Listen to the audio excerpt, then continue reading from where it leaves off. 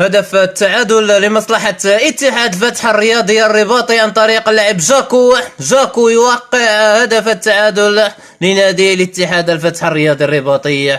هنا لحظة التمرير وكذلك التسديد إلى الشباك التي تغازل مرمى اتحاد الجزائر أسامة بن بوطة. هدف أتى لمصلحة اتحاد الفتح الرياضي الرباطي عن طريق اللاعب جاكو، هدف مقابل هدف. صارت النتيجة متعادلة ومتكافئة منطقيا بين فريقي اتحاد الفتح الرياضي الرباطي وكذلك اتحاد العاصمة الجزائرية.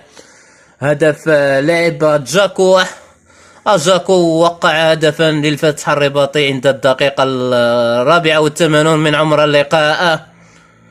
وفرحة جمال السلمي من دكة الاحتياط بعدما أن كان ساعد عبد الحق بن شيخة في أواخر الجولة الأولى. هدف لهدف